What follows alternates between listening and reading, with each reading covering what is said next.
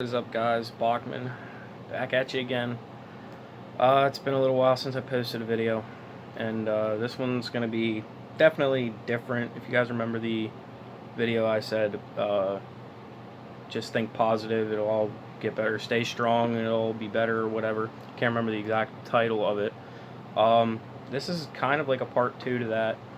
I've been doing a lot of thinking lately, and my license, due to my DUI and everything, should be here within the next couple days or so. It's supposed to be here on Wednesday, which was yesterday. It is the 12th of September. So, yeah. Not last Wednesday, but the prior Wednesday, I had taken my final confirmation information to the DMV after I got my breathalyzer installed in my vehicle, so I could get my license. They said it was supposed to be sent in electronically through email or fax or whatever, and then it would be confirmed from there. It had to go through processing and everything. So with that being said, it was going to be another 7 to 14 days. Yesterday was a 14-day mark. There was a holiday in there, Labor Day, so I'm thinking it might be a day or two behind. It's still not here today, so hopefully it's here by either tomorrow or Saturday or Monday. After Monday, I'm definitely going down there and see what's going on. The point of this video is to just show everybody exactly what is involved in getting a DUI, the costs, and all the bullshit that you have to go through. I still think to this day that I was innocent. I was not under the influence. They did not offer me anything other than a blood test. They did not tell me the repercussions behind not taking the blood test. So obviously I'm not going to take it if I don't have to. My point behind that was they can't really charge me if they don't have anything against me.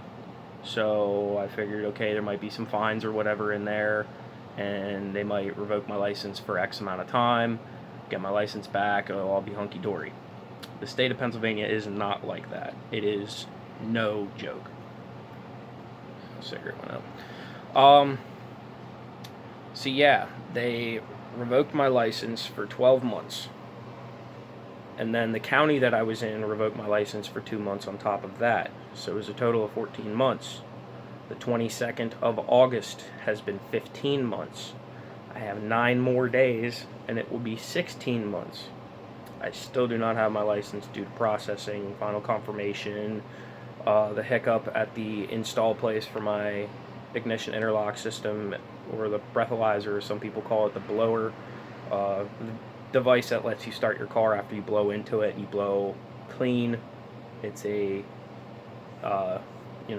it's a restriction, so you can't start your car if you're under the influence of anything, or variety of shit like that. On that note, the devices are very sensitive. I do not even have my license right now, so I can't even blow into the device.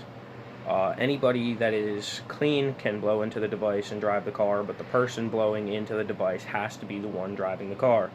There's a camera in the car. I'll give you guys a review of my car and everything whenever I get my license, and I'll show you what that's all about.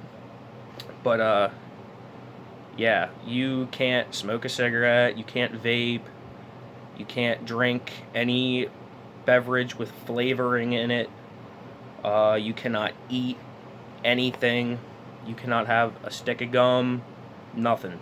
15 minutes prior to blowing into the device.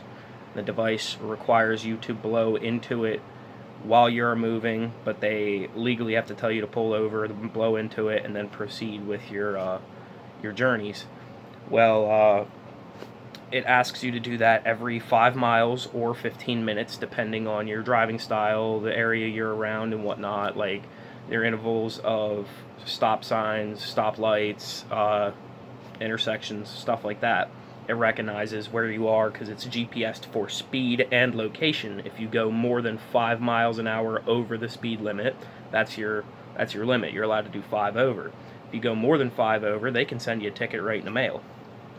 If you do not blow into it whenever it is requested and your time runs out, you immediately, as soon as it'll start counting down, it'll tell you how long you have until your vehicle will not accept the test anymore, and then when you come to a complete stop, it will shut your vehicle off for a minimum of 4 days.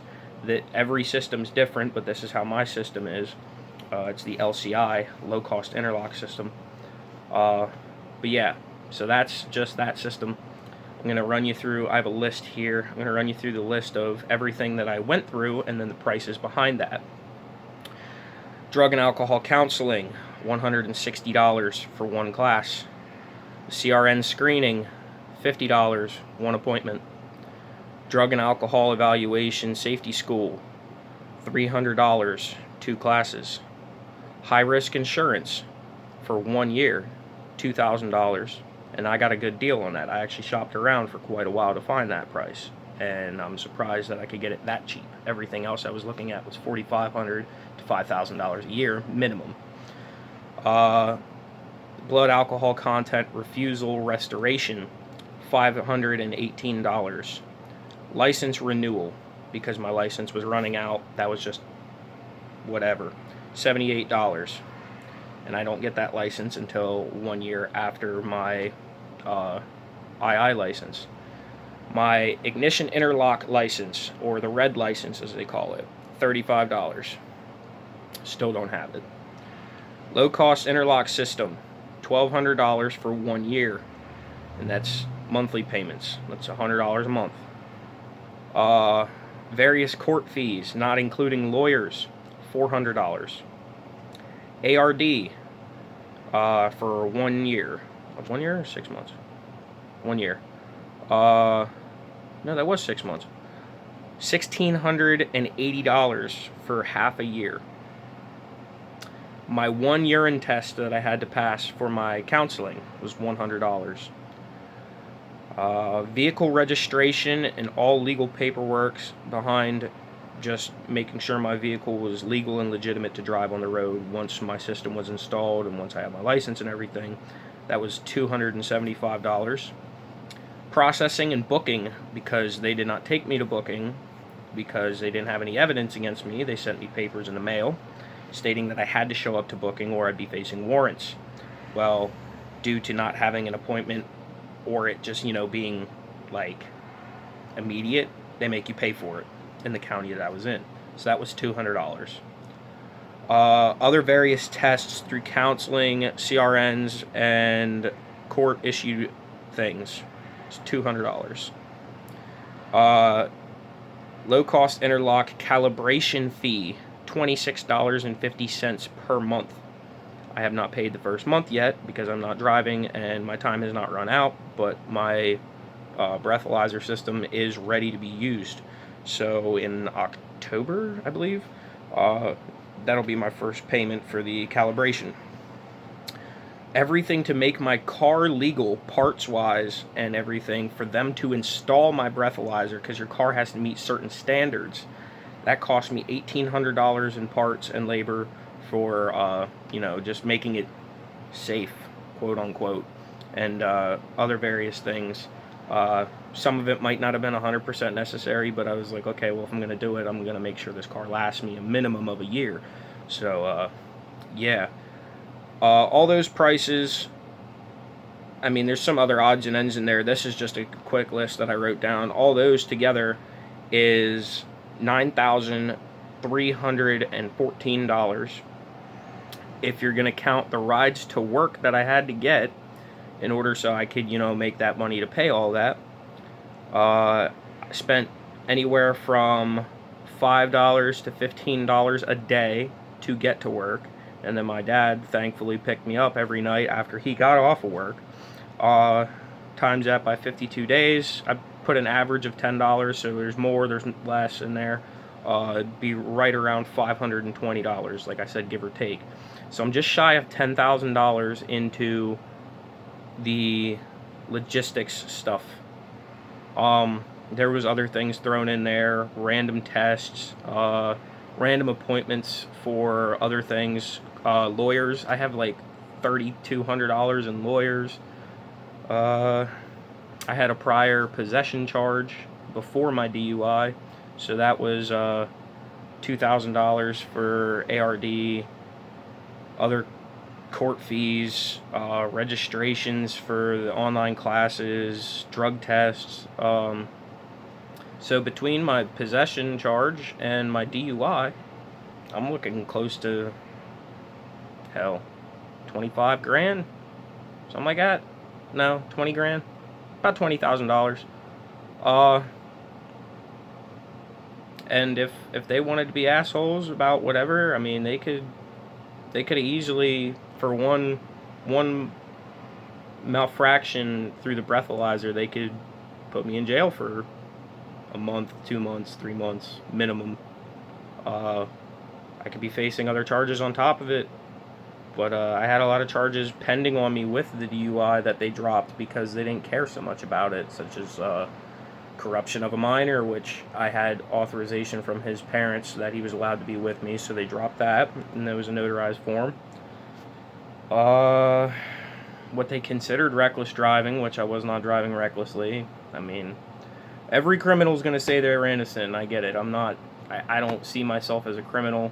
I think it was just miscommunication between the police officers and the actual situation at hand. My girlfriend at the time was the one that, I mean, if she wouldn't have had stuff in the car, if she wouldn't have this, that, and the third, I mean, I can't stick any blame on her because I don't know what would happen.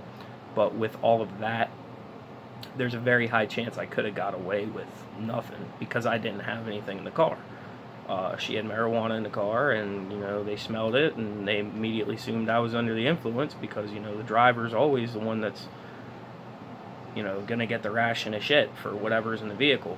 Well, I got the ration of shit, and I recently found out she got off with a $300 fine or something stupid for having multiple pieces of paraphernalia, and, yeah, it's pretty irritating, needless to say. So, just be careful what you guys do. Don't get in a car. Don't drive. It's not worth it. Have a good day, guys.